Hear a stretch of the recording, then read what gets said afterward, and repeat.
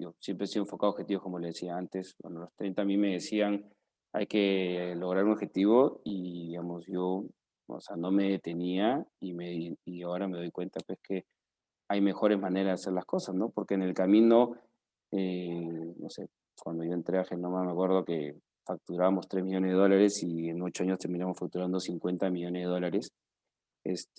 Abrí, creo, 14 países en esos 8 años. Me acuerdo que una vez abrimos, y bueno, yo no paraba, ¿no? O sea, me decían, teníamos que abrir Colombia, la operación de Colombia en febrero y en noviembre ya la teníamos facturando y abriendo y habíamos hecho importación y facturado, habíamos contratado gente, ¿no?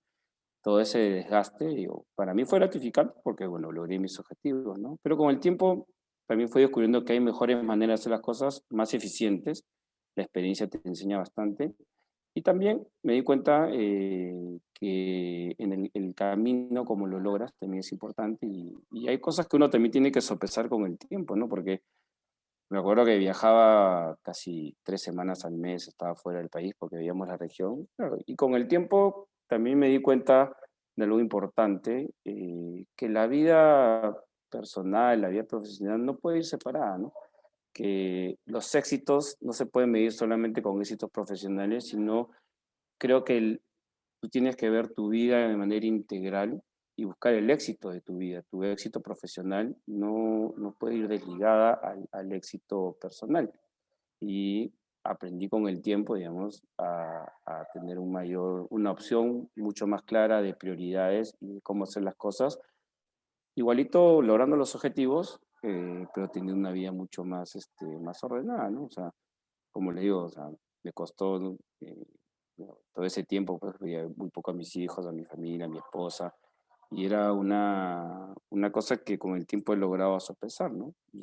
Cuando me hacían mi perfil, yo pedí que colocara, ¿no? Que tenía 21 años de casado y 3 hijos, porque tan importante como haber logrado, digamos, ciertos objetivos en mi vida profesional, ¿no? También es muy importante para mí estar 21 años casado y tener 3 hijos, porque creo que es parte de quién soy y de toda mi vida.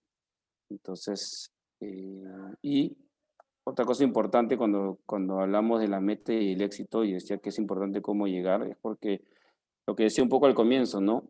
O sea, si yo tengo que ser rentable y no me importa cómo sea, bueno, creo que lo que veía en lo que hablábamos del tema de ética, el tema de la corrupción y de muchas cosas, está basado en eso, ¿no? O sea, voy a lograr mis objetivos y no me importa cómo sea, o cómo los logre, o cómo llegue, digamos, a lograrlo, ¿no? Entonces, cuando les también decía al comienzo que la pandemia ha abierto muchos espacios, también, digamos, veo que he visto, digamos, y escuchado muchas historias buenas, ¿no? De cómo se han hecho las cosas en esta pandemia, muchas empresas o decisiones ejecutivos, y también he escuchado cosas de verdad malas, ¿no? De manejos de empresas, de cómo han reaccionado ante la pandemia y cómo han maltratado a mucha gente. Entonces, yo sí me cuestiono en ese sentido porque yo creo que el, el ser rentable o haber sacar adelante una empresa en esta situación es tan importante como la manera como lo saco, ¿no? Y aquí le puedo contar un poco mi experiencia, que creo que la conté el otro día a la gente también de INCAE. Eh, Cuando empezó la pandemia, como era algo tan nuevo para muchos de nosotros y para mí, y era todo virtual, porque una cosa es hacer las cosas de manera presencial. em, Tenía que comenzar a tomar decisiones para hacer viable la empresa y que la empresa, digamos, no quiebre, ¿no? Porque era una posibilidad. Cuando nos juntábamos con mi equipo de jefes y gerentes, decíamos, bueno, ¿ahora qué hacemos, no? O sea, y con los mismos accionistas. Esto es una empresa familiar y decíamos, bueno, ¿ahora qué hacemos, no? O sea, ¿cómo manejamos las cosas? Porque había mucha incertidumbre. Em, y conversando con una persona, un amigo, yo le decía que tenía que tomar decisiones y tomar acciones rápidas. Él me dijo, mira, me dijo, hagas lo que hagas, habla con tu gente, me dijo. O sea, haga lo que tengas que hacer, habla con tu gente, porque ahorita me dice, en esta situación, lo más importante es que tú hables con tu equipo y con tu gente. Entonces, y decía, bueno, ¿y ahora cómo junto pues a todos? O sea, a 100 personas que trabajan conmigo, teniendo gente que trabaja en planta, obreros y todo. Pues no le digo, ¿cómo lo junto? Si no, ¿no? Entonces, bueno, hicimos un Zoom eh, y dijimos, bueno, o sea, a lo que vaya, bueno, fueron casi todos, fue increíble.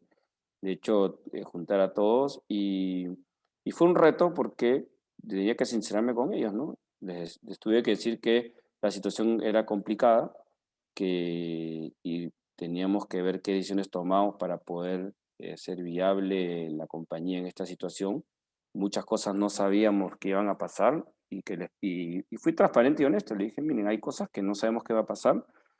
No puedo comprometerme a que todo va a salir bien o que no tenga que despedir gente o que no tenga que tomar decisiones drásticas. Y lo único que me comprometí fue a decirles, bueno, pero lo que sí les digo es que voy a informarles siempre las decisiones que tomemos, ¿no?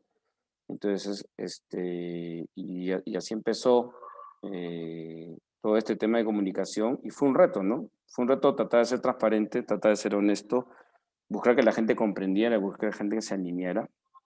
Y una de las primeras cosas que fue difícil y muy difícil para mí fue cuando ya pasaron, me acuerdo, en marzo y estábamos en abril y veíamos que la pandemia, pues no, o sea, la cuarentena seguía y nosotros ya no podíamos facturar, se nos veían muchos pagos y muchas situaciones y vimos que tuvimos que, bueno, una de las propuestas en directorio era, bueno, me dijeron, entra a suspensión perfecta y manda el 50% de la compañía a su casa.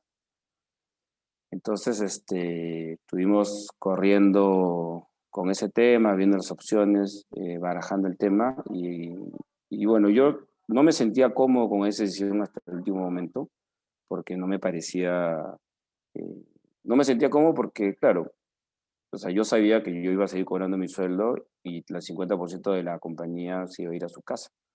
Y de hecho nadie sabía quiénes iban a su casa, ¿no? Porque era confidencial.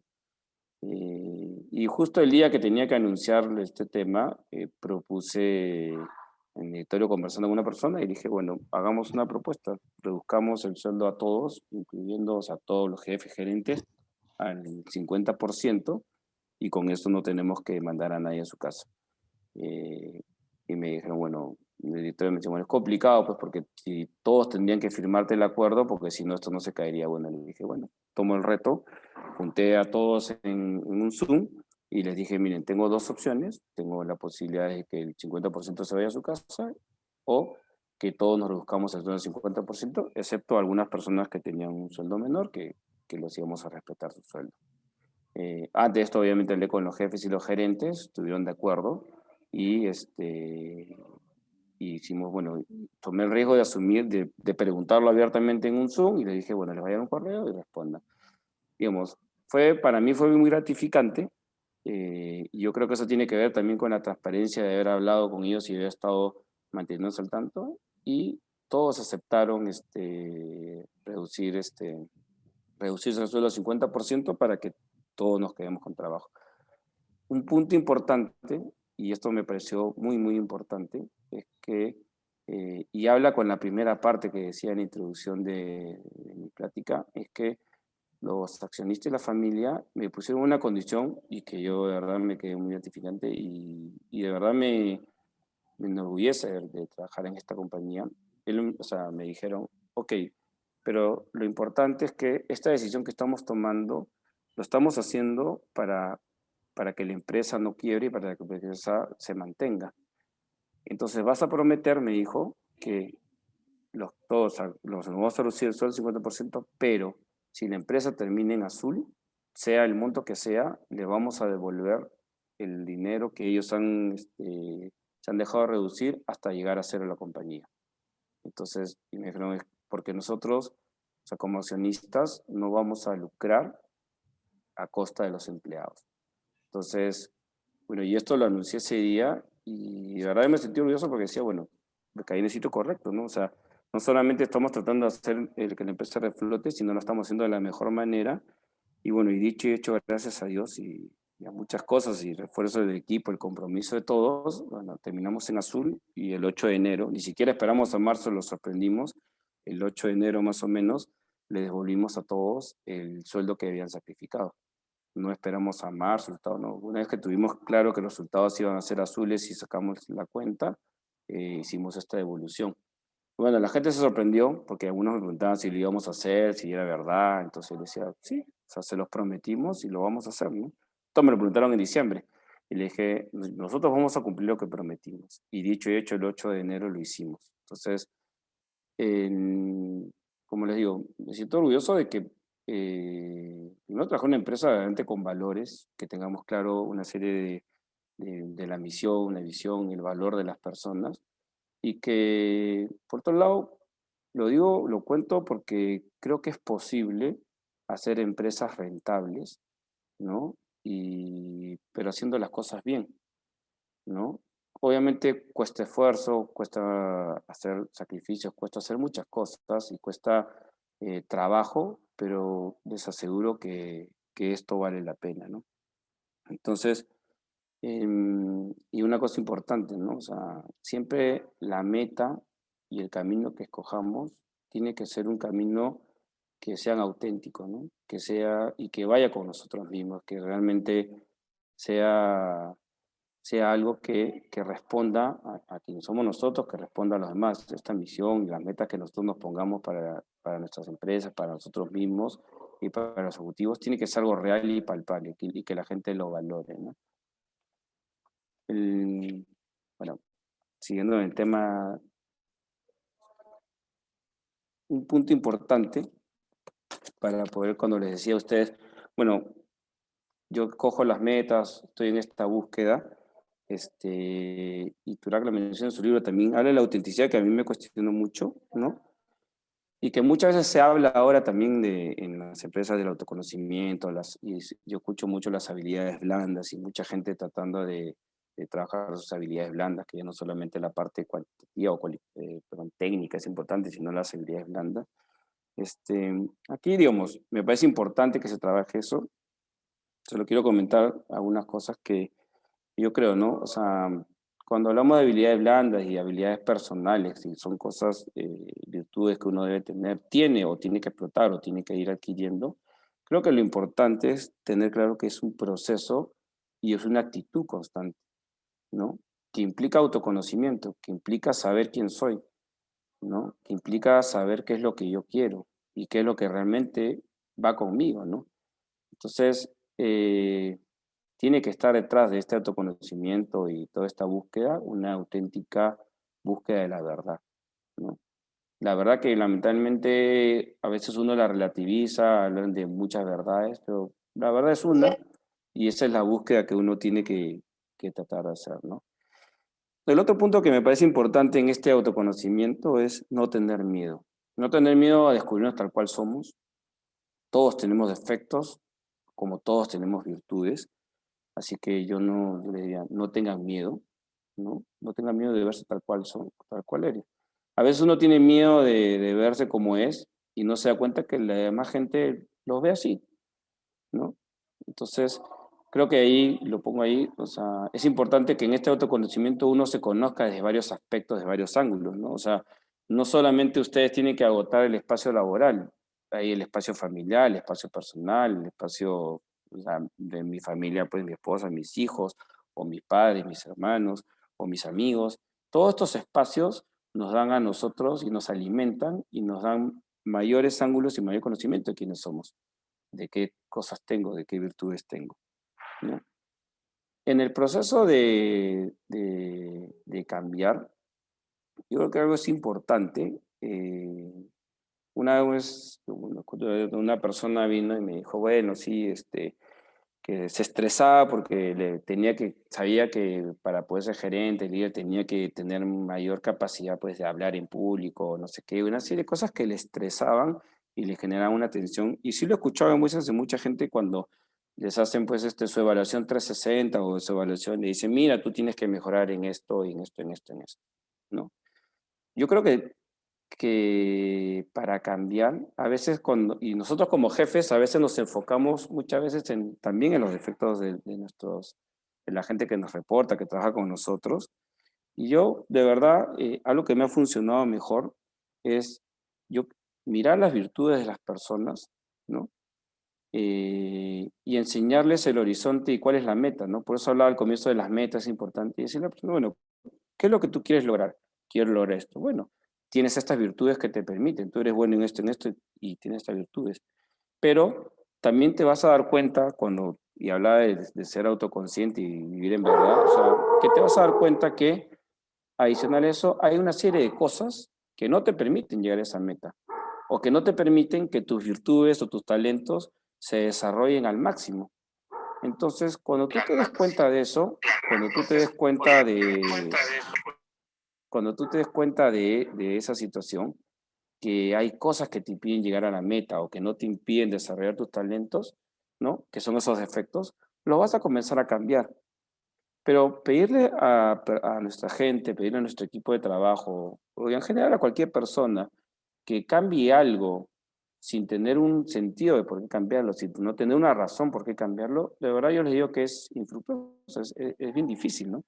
Yo creo que mostrarle a las personas el horizonte, lo que puede lograr, hacia dónde tiene que llegar, hacia dónde tiene que caminar, ¿no? Enseñarle que tiene las habilidades para llegar, va a hacer que la persona cambie aquellos defectos que lo ven. O sea, si la persona no ve necesidad de cambiar, que también somos cómodos a veces, y no ve la necesidad, no vas a cambiar.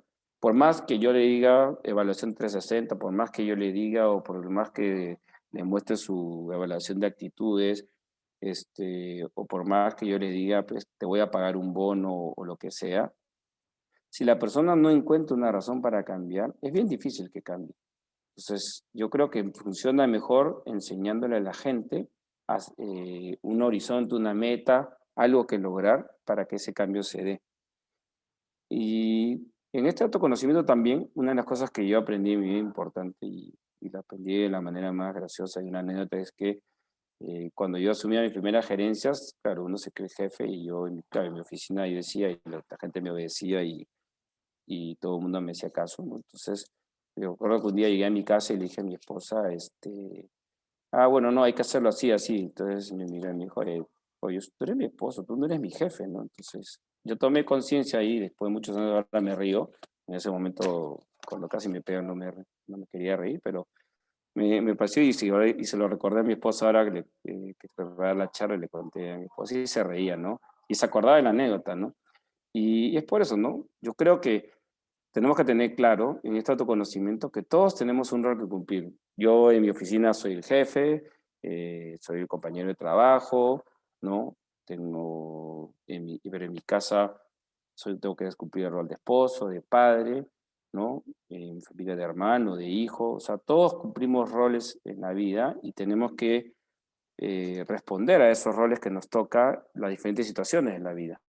Pero lo importante es que nosotros no tenemos que caer en esos roles, ¿no? O sea, cuando le contaba esta anécdota es eso, ¿no? O sea, yo en mi casa no soy el jefe, soy esposo y soy padre. Y yo tengo que comportarme como esposo y padre. No puedo creerme que puedo mandar, que puedo hacer ciertas cosas. Y eso también te lo da la madurez, ¿no? O sea, esta autoconciencia de quién soy yo, y de qué rol estoy cumpliendo. Y eso me parece importante porque a veces nosotros como después de una maestría y queremos ser gerentes ejecutivos y posiblemente lo vamos a lograr o vamos a hacerlo, es que la vida profesional yo creo que es parte de un rol que nos toca vivir eh, como jefes, como gerentes, como sea el rol que nos toque, pero no agota nuestra vida, ¿no?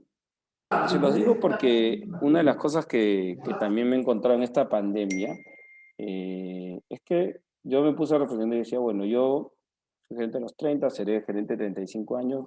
Si vivo hasta los 80, bueno, voy a ser gerente pues el 40 y tantos por ciento de mi vida, ¿no? Entonces, ¿y qué va a pasar con el otro 40 y tantos? Si yo creo que mi vida es ser gerente solamente, ¿no? Y lo digo porque creo que esta pandemia también nos ha devuelto algo de experiencia, que es la vida familiar, el espacio con la familia, porque muchos trabajamos en casa y no es fácil, es difícil lidiar con esta situación.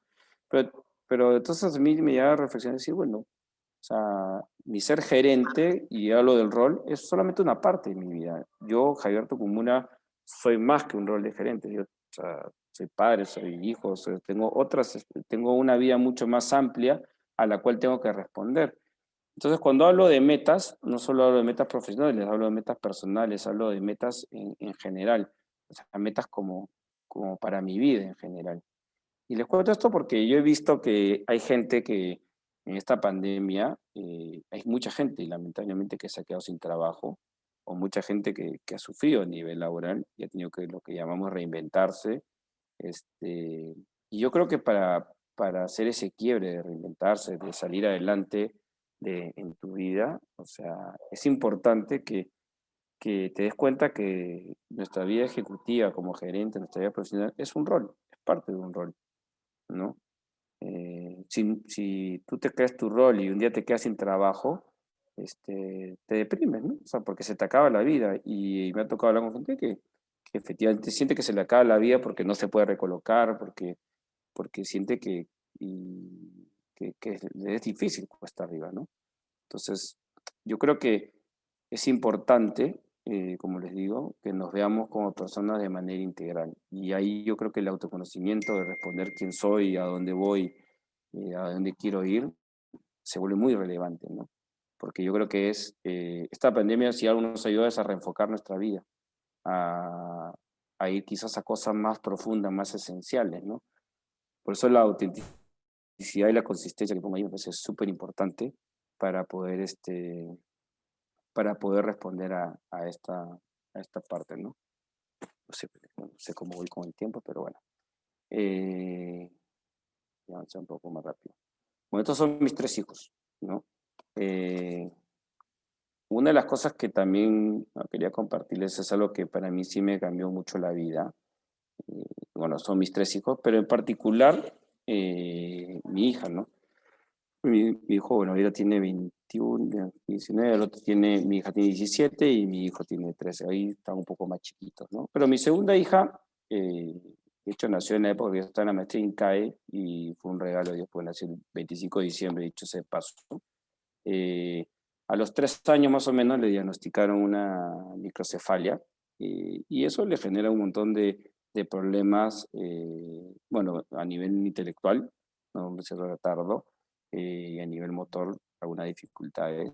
Entonces, para mí ha sido un quiebre, digamos, eh, ir entendiendo, ¿no? Porque uno, y hablo del éxito, ¿no? O sea, uno se plantea el éxito y claro, yo veo a mis hijos, pues las metas que se ponían, los retos, ¿no? Uno espera que mis hijos leían a los 4 o 5 años, ¿no? O mi hija le iba a los 8.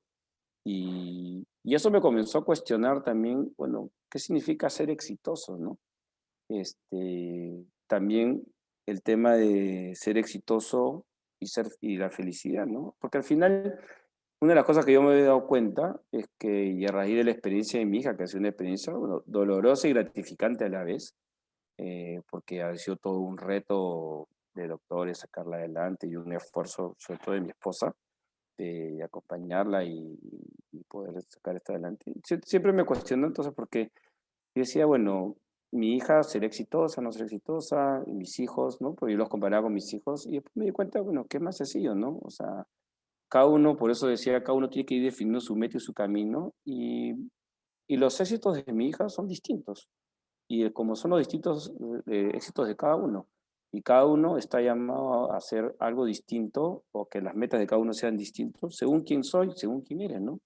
Mi hija es un reto que lea, ¿no? Y es un gran reto, y el de mi hijo será terminar ahora, pues, mecatrónica en la UTEC, ¿no? Y uno es más importante que el otro, uno es más exitoso que el otro, ¿no? Yo creo que los dos podrían ser exitosos, simplemente las metas son distintas, ¿no?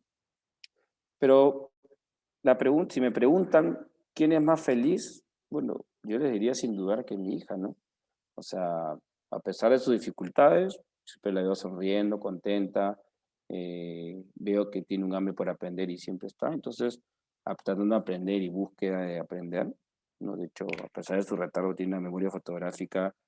Creo que se sabe el himno, no sé de cuántos países, se sabe no sé cuántas ciudades y sus capitales. Y yo nunca le hemos enseñado, sino que ella siempre ha querido aprender y aprende inglés, japonés, y castellano, o sea, español, ¿no? Y aprende y quechua también una época que le enseñaba a mi plan. Me acuerdo que ella quería aprender, pues quería aprender. Entonces ella misma ha sido retando y yo me he dado dando cuenta, efectivamente, y cambiando mi percepción sobre el éxito y sobre la felicidad, ¿no? Y, y aquí vuelvo al punto que le dije que le iba a decir, ¿no? Creo que en este camino, ¿no? De cuando decía dónde vamos, hay una cosa que es importante, ¿no? O sea, yo creo que el éxito y la felicidad en lo posible tiene que ir amarrado, ¿no? Si yo quiero realmente exitoso, o sea, tiene que ir amarrado con la felicidad. Y para que sea así, tiene que ser algo integral. No solamente puedo ser exitoso en los negocios, tengo que ser exitoso también en la vida personal, ¿no? Porque, y eso lo vemos en la vida cotidiana, ¿no? O sea, cuánta gente, o en los periódicos, solamente basta abrir el periódico de mucha gente exitosa, ¿no? Artistas, futbolistas, lo que sea, que son infelices, ¿no? Porque vemos que a veces que se suicidan o terminan metidos en drogas o en situaciones complicadas o situaciones escandalosas. Tú dices, pero bueno, y llama la atención, dices, bueno, pero es un tipo exitoso. O sea, ¿qué le pasó en su vida personal? ¿No?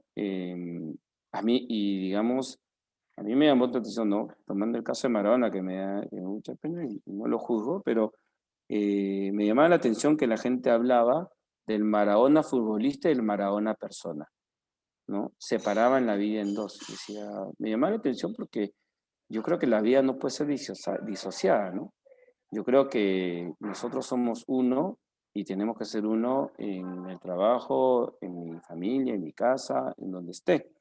Y hoy en día, cada vez que el mundo es más transparente, la vida personal, que es cada vez más pública por las redes sociales y por muchas cosas, eh, digamos, destapa cualquier inconsistencia o cualquier, algo que no, o sea, es muy fácil darnos cuenta cuando alguien dice algo y hace otra cosa, ¿no? Entonces, yo creo que la vida de hoy implica una consistencia, en que nosotros seamos cada vez más consistentes con nuestra vida, ¿no? Entonces, volviendo, yo al comienzo les decía, ¿no? Que a dónde voy, a dónde quiero ir y a dónde debo ir, ¿no? A veces no es lo mismo, o no, nuestra vida a veces no está disociada. Yo creo que lo importante aquí, y aquí ya hablo con el tema de la felicidad, y esto lo hablaba con una persona que estaba haciendo un estudio de la felicidad en el trabajo, me acuerdo que era un trabajo en recursos humanos y me llamó mucho la atención, y es eso, ¿no? O sea, yo creo que tiene que haber una consistencia en esas tres. Y para que haya una consistencia en esas tres cosas, debemos alinear, ¿no? Nuestras metas con quién soy yo y con el camino que voy a recorrer. Si alineamos eso y somos coherentes, ¿no?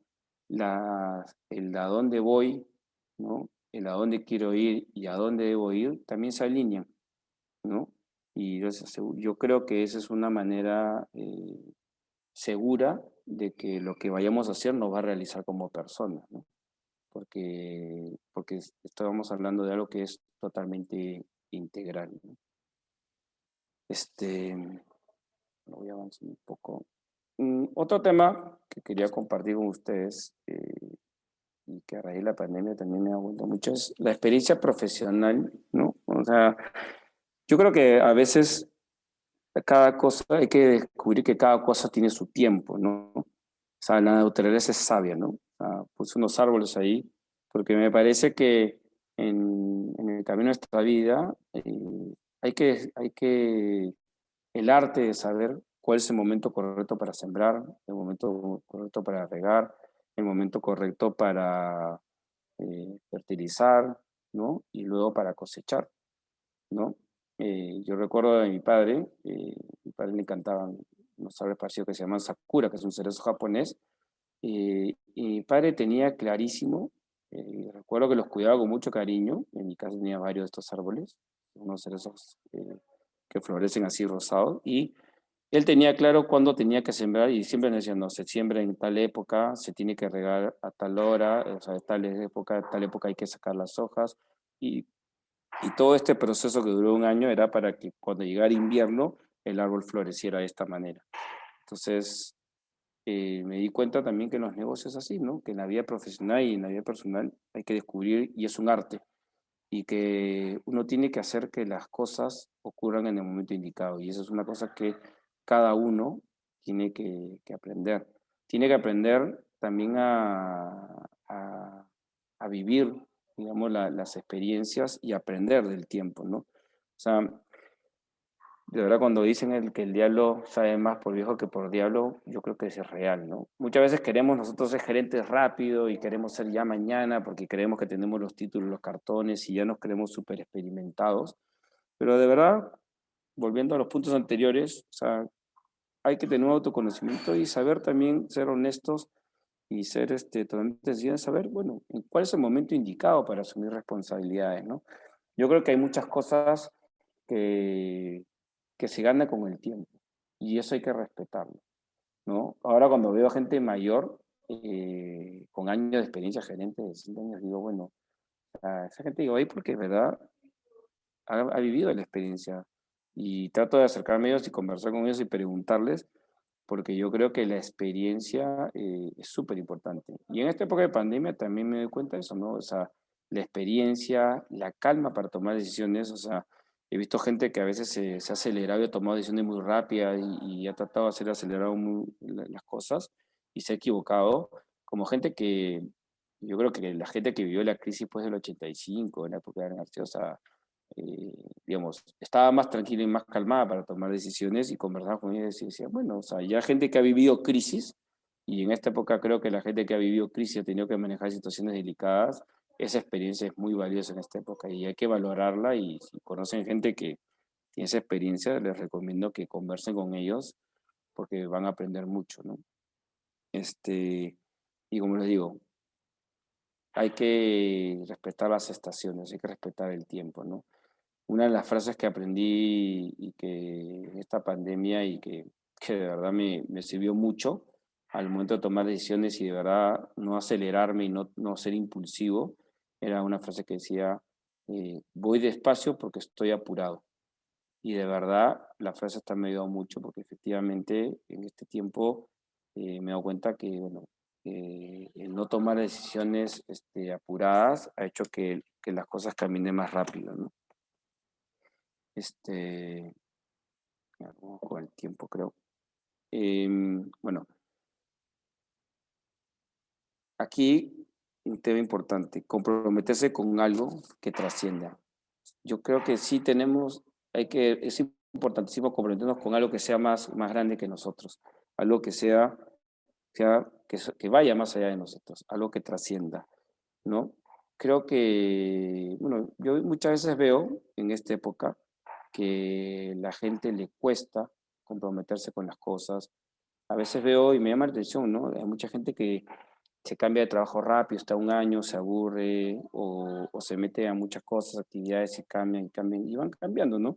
Me doy cuenta que es gente que está buscando cosas y hay gente muy buena y gente está tratando de buscar cosas, ¿no?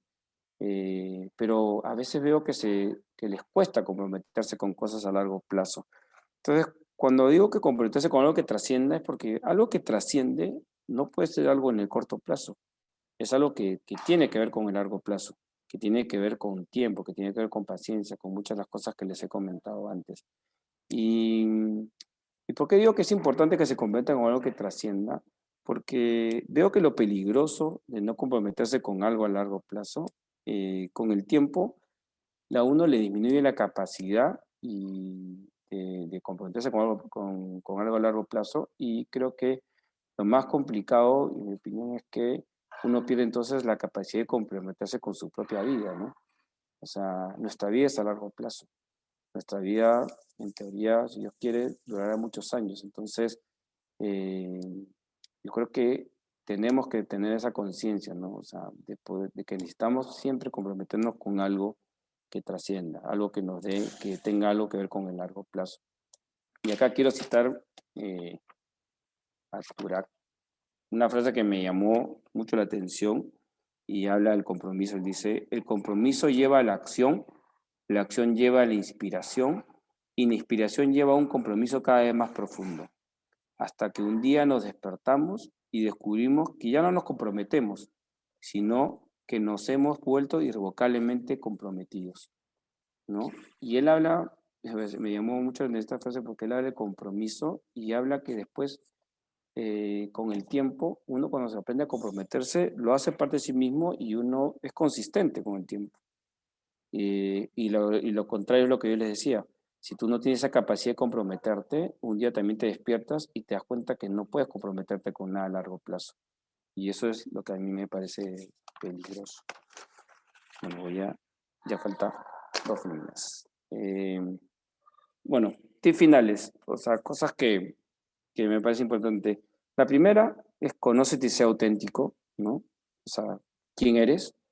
En mi filmina, en mi charla, lo dije tercero, pero yo creo que en realidad lo dije tercero para poder dar el contexto, pero me parece que es lo más importante, ¿no? Conocerse y ser auténtico. Pero también es interesante porque es un proceso de conocerse. Y muchas veces, aunque parece que es raro, en ese camino, en ese andar, uno también se va conociendo. Entonces, esto es dinámico, ¿no? Hay que empezar, pero yo creo que por eso el conocerse es un proceso y también el camino ayuda en ese conocimiento, ¿no? Pero la autenticidad y la consistencia es súper importante, ¿no? En, una vez cuando te conoces y ya fijas tus metas, bueno, caminen con paso firme a ellas. O sea, si están seguros, si ustedes están seguros de que lo que están haciendo es correcto, bueno, vayan con paso firme y enfóquense en sus talentos. De nuevo les digo, fijarse en los defectos no tiene sentido, ¿no? Fíjense en sus talentos y cuando ustedes descubran sus talentos, van a ir aplacando y van a ir mejorando aquellos defectos, porque naturalmente es lo que les va a impedir llegar a sus metas, ¿no? Tengan claras sus prioridades, ¿no? Siempre definan qué es lo importante en su vida y qué es lo accesorio, porque va a haber momentos que cuando tengan que tomar decisiones van a tener que escoger y van a tener que tomar opciones, ¿no? Entonces es importantísimo tener las prioridades claras. Nunca traiciones tus ideales, eso es fundamental y eso lo aprendí también de Turak. Acá les cuento una anécdota rápido. Yo hace poco, cuando el año pasado en media pandemia, comencé a pensar con una persona, hicimos un proyecto sobre café, en hacer y digamos, quisimos hacer un proyecto sobre café y el objetivo que nos fijamos, la meta, y porque era parte de los ideales y los principios que queríamos era ayudar a los caficultores, los pequeños caficultores, a poder vender su café acá en el país y nosotros desarrollar el marketing, todo este proceso y en el camino ayudar a mucha gente y también enseñarle a la gente, a nuestro entorno, a nuestros amigos o a la gente que nos siguiera a que consumiera café peruano y que aprendiera más del café y porque el café nos pareció un espacio eh, bacán de compartir con la gente, un espacio también de personal para desarrollarnos y así planteamos nuestra idea en nuestro proyecto.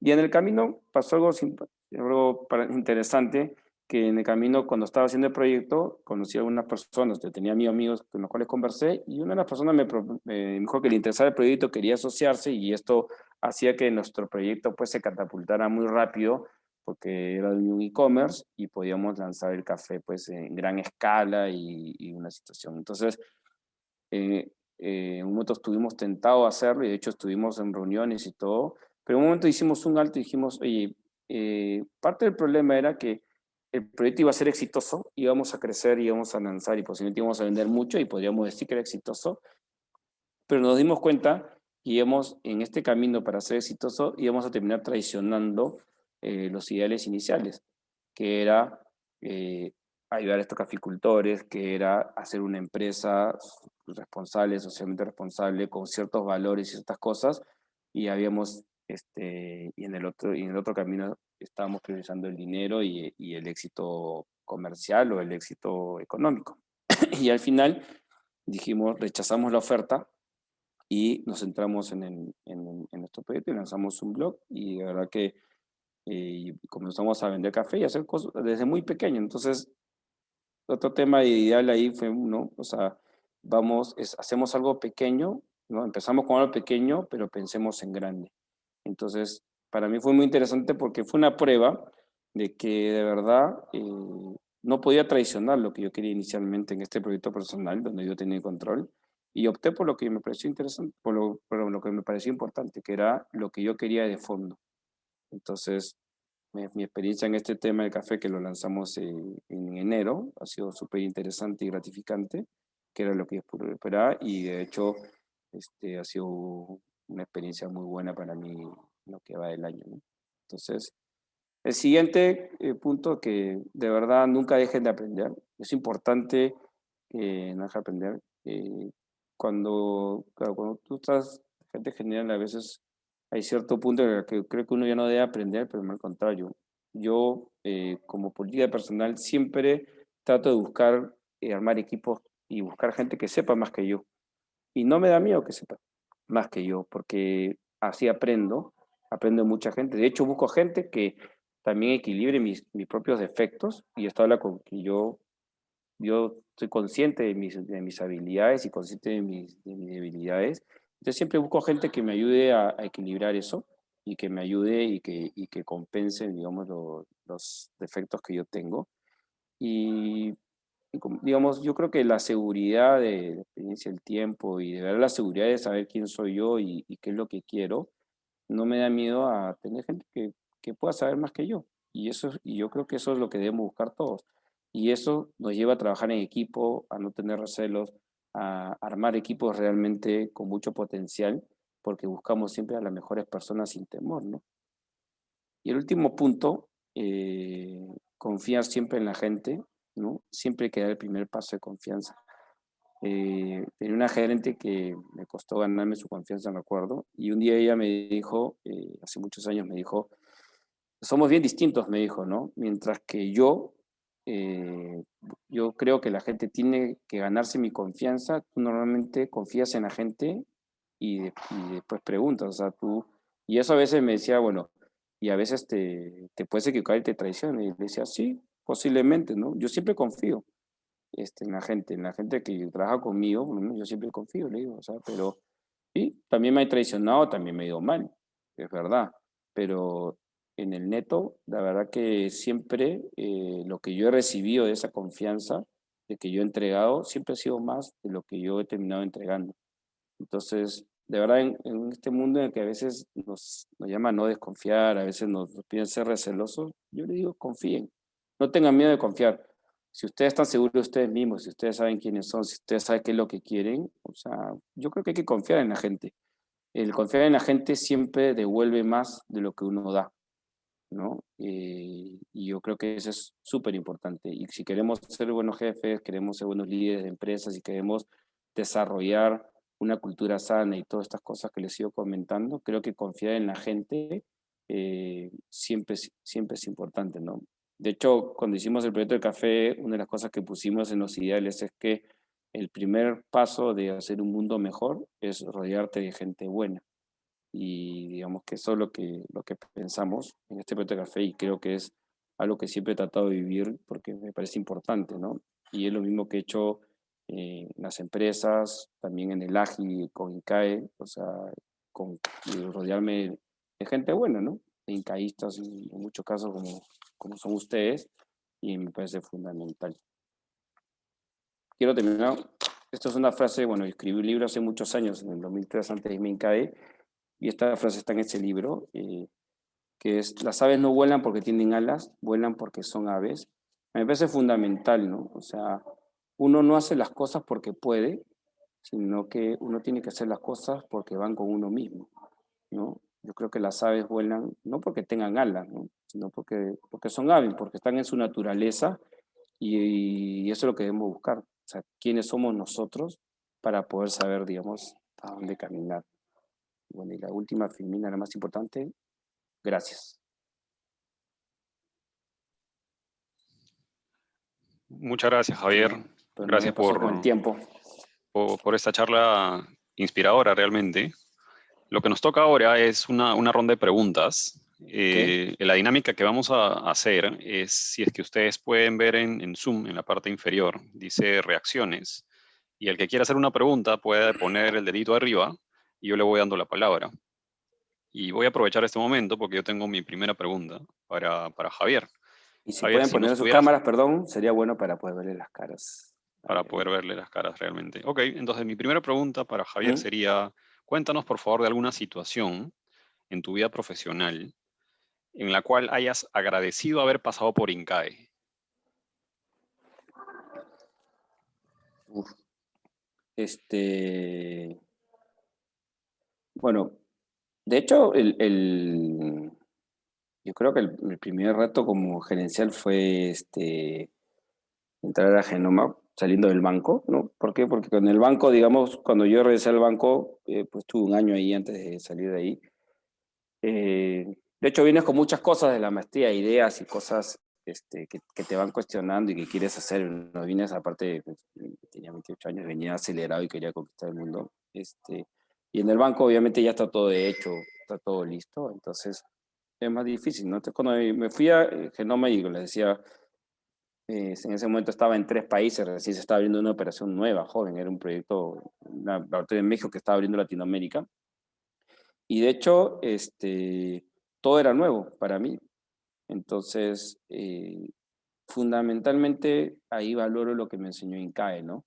Los métodos del caso, el sentarse y reflexionar, definir el problema, definir los objetivos y después plantear las soluciones, fue una constante al comienzo, ¿no? Porque para mí era todo nuevo. O sea, no solamente estaba abriendo Perú, sino que tenía que abrir 14 países en ese momento y cada cosa era nueva, ¿no? Cada país era un mundo nuevo, Además, ya está, bueno, y además, te lo voy a decir, el haber estado en INCAE, digamos, con mucha gente de otros países, me ayudó también a entender la cultura de cada país, ¿no? Hasta saber, digamos, saber qué palabras usar, hasta cosas tontas como esa, y entender cómo hacer los negocios y relacionarse también me ayudó mucho. Entonces, yo creo que mi primera experiencia, digamos, gerencial, que fue esta de gerenciar una compañía, y, digamos, de manera regional, de hecho, INCAE me aportó muchísimo, ¿no? O sea, la experiencia con la gente, y sobre todo eso, ¿no? O sea, el que nos hayan enseñado a tomar un alto, definir los problemas y después actuar,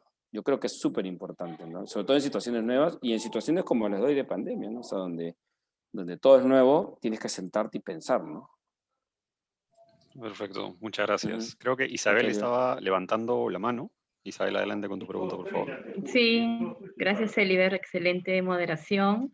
Gracias, Javier, por tu participación y por tu apoyo constante para el Club de Networking, y gustosos de tenerte también como presidente de AGI. Tengo dos preguntas. La primera es, ¿cómo implementar como líderes y gerentes generales actividades que fomenten un buen clima a la distancia en ese trabajo remoto, sobre todo que busquen reducir la angustia post-COVID, ¿no? Y mi segunda pregunta sería, ¿cuál sería tu mensaje para los directorios donde se prioriza solo el EBITDA y en menor medida el bienestar de sus colaboradores? mm, complicada. Mira, la primera pregunta es difícil, claro, y lo estamos resolviendo nosotros, ¿no? O sea, nosotros tenemos ahorita en la empresa un tema de presencial y presencial. eh, y digamos que creo que, a ver, no hay nada como el contacto humano, ¿no? Y que la gente se sienta apreciada en estos momentos de angustia, ¿no? O sea, bueno, cuando yo tenía en Genoma tenía 20 personas a nivel local, o de un momento 50 a nivel regional. Ahorita tengo 100 personas en diferentes ámbitos presenciales y físicos. Pero yo creo que el contacto humano es lo que va a ayudar a lo que tú dices, disminuir la tensión que viven las personas hoy en día, ¿no? Y la transparencia y la claridad. Yo en lo posible voy a mi oficina 1 o 2 veces por semana. Ahora por el tema de la situación he reducido, pero comencé a ir 3 veces por semana hasta hace poco. Y siempre me paseo y hablo con la gente que está físicamente ahí, y en lo posible también trato de hablar por teléfono, por WhatsApp, preguntarle a la gente cómo está, ¿no? Entonces, creo que cada jefe eh, es importante que mantenga contacto con las personas. El espacio virtual te pone una serie de dificultades, creo, eh, porque en el fondo, digamos, esa falta de contacto es difícil, pero por otro lado también te da una serie de facilidades de poder eh, acercarte rápidamente a la gente, ¿no? Por los medios que hay ahorita, ¿no? O sea, el Zoom, el WhatsApp, grupos de WhatsApp y otras cosas, ¿no? Pero yo creo que la manera más importante es realmente preguntarle a la gente cómo están, ¿no? Una llamada, no todo tiene que ser negocios, ¿no? Preguntar cómo está, ¿no? Estar atentos a las personas, ¿no? El otro día uno de los jefes de producción me contó y me pareció genial, que vio que una persona se equivocó y equivocó en un pesaje, un operario, y le llamó la atención y se acercó y dijo, ¿qué pasa? Porque es un tipo que no tenía... Y después se dio cuenta de que le llamó la atención, pero en vez de cuestionarlo o criticarlo, le preguntó qué le pasaba y ahí se dio cuenta de que la persona, bueno, que había fallecido su papá de COVID, el hermano estaba enfermo, varias situaciones y el tipo venía a trabajar. Entonces le dijo, no, ¿sabes qué? Lo mandó a su casa de vacaciones. Dijo, no, tómate vacaciones, tranquilo y digamos con eso ya problema. Entonces creo que miren, tú puedes hacer muchas actividades, pero la gente se da cuenta, y nosotros nos damos cuenta, cuando las personas se interesan por uno. Entonces, creo que eso es fundamental en lo que hacemos. Y el ejemplo que les acabo de dar de este jefe de producción, o sea, me parece genial, ¿no? O sea, lo que yo creo que es más retador para nosotros como jefes ahora es estar atento de todas de las personas que trabajan con nosotros, ¿no? Entonces, les recomendaría eso. Miren a las personas, ¿no? O sea, estén atentos a ellos. Y el del tema directorio de Levita va por la misma línea. O sea, sí, miren, si lo quieres ver a corto plazo, el Levita tiene sentido. Si lo quieres ver a largo plazo como empresa, el preocuparse de la gente y sacrificar un poco de vida en el corto plazo es lo mejor, ¿no? Si tú estás haciendo una compañía para los siguientes 2 años, bueno, concéntrate en el EBITDA. Y si tú te concentras en el EBITDA, es lo único que vas a obtener.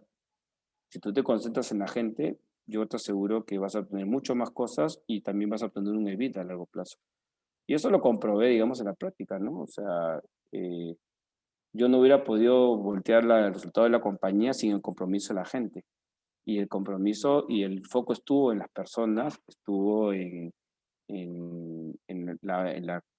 la sobrevivencia de la compañía a largo plazo y no en el EBITDA, y los resultados se dieron, ¿no? Entonces, eh, yo diría al directorio, ¿tú quieres una compañía al corto o a largo plazo, ¿no?